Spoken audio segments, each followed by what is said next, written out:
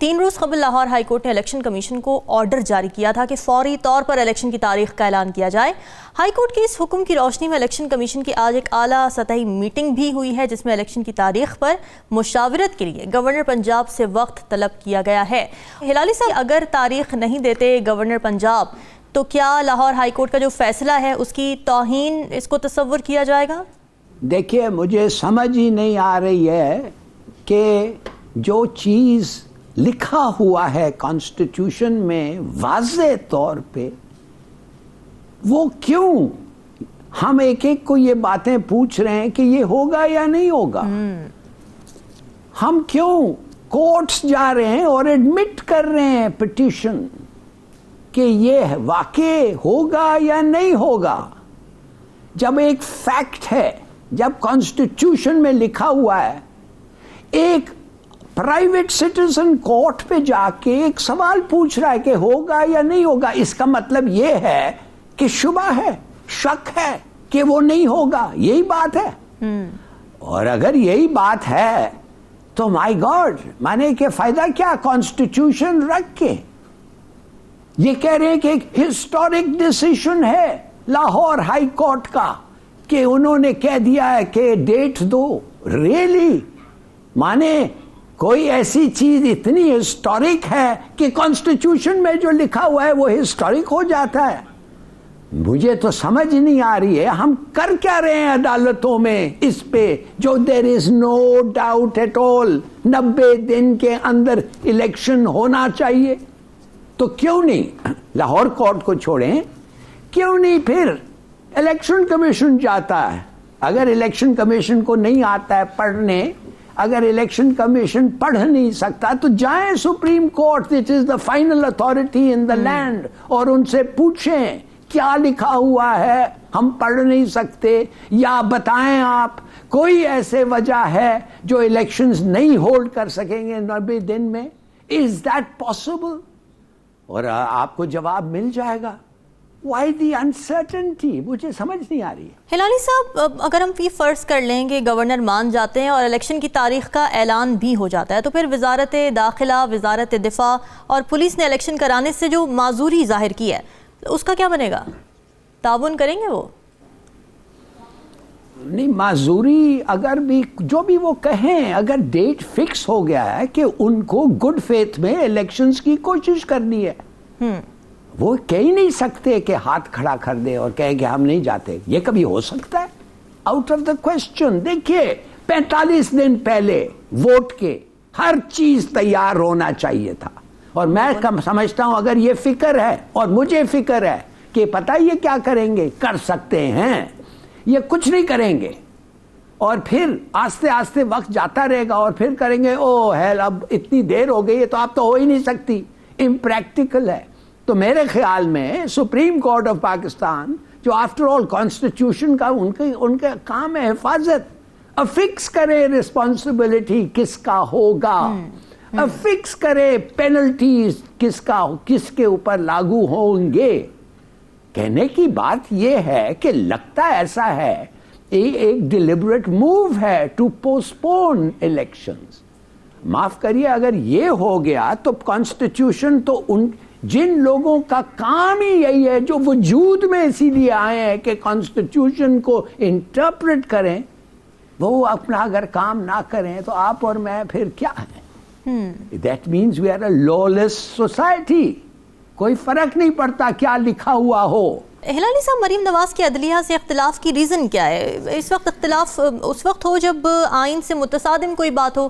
90 دن میں الیکشنز تو آئین میں لکھا ہوا ہے اور اسی کی انڈورسمنٹ کی ہے لاہور ہائی کورٹ نے۔ دیکھیے، وہ ڈرتے ہیں الیکشن سے، جیسے سب کو پتہ ہے کہ وہ پٹ جائیں گے اور جتنا دیر کریں گے اور اکثریت سے پٹیں گے، بڑی اکثریت سے پٹیں گے۔ اب تو میرے خیال میں 2/3 تو آلموسٹ شیور ہے۔ دیکھیے، میں ایک چیز پوچھنا چاہتا ہوں، کس کو پوچھوں؟ سپریم کورٹ سے شاید ہم پوچھ سکتے ہیں as a citizen of Pakistan, کہ لاہور ہائی کورٹ نے کہا الیکشن کا ڈیٹ دو، کچھ نہیں ہوا۔ پریزیڈنٹ نے خط لکھا، کہا الیکشن کا ڈیٹ دو، وہ 2 گورنرز کو جو اس کے نامنیز نہیں، وہ ٹیکنیکلی وہ اس کے ریپرزینٹیٹیوز ہیں، کوئی نہیں ہوا۔ بلکہ ایک گورنر نے کمال کا جواب دیا, کہنے لگا کہ میں کیوں دوں, میں نے ان کو ریزگنیشن میں نے تو آئی ڈڈ ناٹ سائن, کہ جب ڈسولوشن ہو رہا تھا میں مانتا نہیں تھا کہ ہونا چاہیے, اور میں نے 2 دن تک نہیں دیا جو مجھے اختیار ہے کانسٹیٹیوشن میں, تو میں کیوں ڈیٹ دوں. ان ادر ورڈ دے دیں آپ.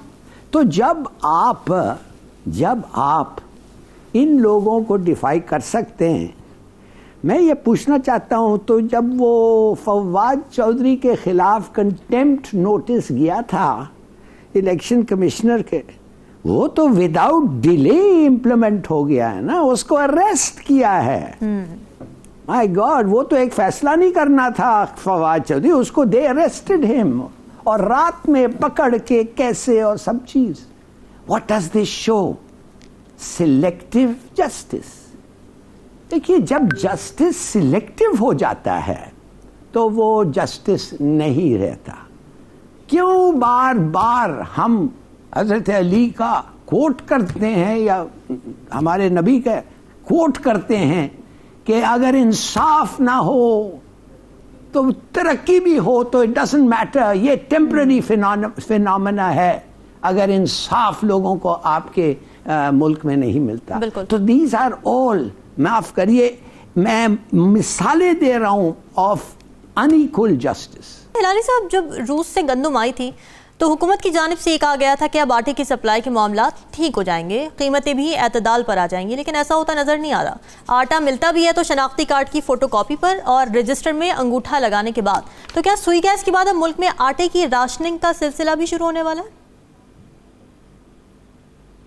میرے خیال میں اگر ہو جائے تو بڑی اچھی بات ہوگی, اس لیے کہ اگر ریشننگ شروع ہو جائے تو کچھ ڈسپلن آ جائے گا, پھر سفارش نہیں چلے گا, رشوت نہیں چلے گی, ایک سٹیمپ پیپر پہ پتہ چلے گا, اور وہ سب کے لیے ہوگا, وہ ڈیجیٹل ریکارڈ ہوگا کہ آپ نے کیا لیا اور کتنا لیا اور کتنی فیملی ہے اور کتنا ہو سکتا ہے. دیکھیے, یہ تو فیول پہ بھی ہونا چاہیے. اگر یہ سب آپ کو انصاف دیتا ہے, ایکول ڈسٹریبیوشن دیتا ہے اور رائٹ سے بچاتا ہے تو پلیز کریں. مگر میں آج آپ کو بتاتا ہوں کہ یہ نوبت کیوں آئی ہے. یہ نوبت بھی اس لیے آئی ہے کہ سنیے میں جو آپ کو کہہ رہا ہوں, پاکستان کا فارم ورکر کا آؤٹ پٹ جو ہے 1/4 آؤٹ پٹ ہے compared to other farm workers in South Asia. یہ ایک زبردست قسم کا ریسرچ میں آج پڑھا تھا. 1/4 of the out put of south Asia. Pakistan نے کیا کیا؟ 4 کراپس, گندم, شوگر کین, گنا اور چاول اور کیا کپاس. یہ 4 ہم نے اپنے پروڈکشنز کو 4 میں لسٹ کیے, اور یہ 4 کراپس کو ہم سبسیڈائز کر رہے ہیں, ہم پانی پہ سستا قیمت پہ کر رہے ہیں, زمین کو تباہی کر رہے ہیں, مگر ہم آلٹرنیٹیو کراپس جو آرام سے گرو ہو سکتے, جس سے دگنا اور تگنا ہماری کمائی ہو رہی ہے, اس پہ کوئی جاتا ہی نہیں ہے. اچھا, وہ کون سی کراپس ہیں؟ کوئی نہیں جا رہا ہے ادھر. مثال کے طور پہ سبزی, ٹماٹر, انینز, ایکس, وائی, زیڈ انڈیا سے منگواتے ہیں ہم. Just imagine. کیوں؟ بڑے فارمرز سب. اچھا, ایک اور بات آپ کو میں بتاؤں, اگانے کے لیے آپ کو سبسڈی ملتی ہے, پانی آپ کا سستا ہے, you are wasting water مگر it is subsidized. گنا crop should never be grown in Pakistan جدھر food water deficient ہے, مگر وہ گرا ہے. اچھا, وہ سب ہوتا ہے, پھر آپ کیا وہ سبسیڈائز کرتے ہیں آپ گروتھ کے لیے, پھر آپ کہتے ہیں ہم نے اتنا گرو کر دیا کہ اب تھوڑا ایکسپورٹ بھی کر دیں. مگر جب آپ ایکسپورٹ پہ جاتے ہیں تو آپ کی جو سبسڈی ہے وہ مارکیٹ پرائس سے زیادہ ہوئے, تو وہ کوئی نہیں خریدے گا آپ کا. مگر خریدنے کے لیے آپ ایک اور سبسڈی ان کو دیتے ہیں ایکسپورٹ کے لیے. It's madness. اور یہ ہے وہ ایلیٹ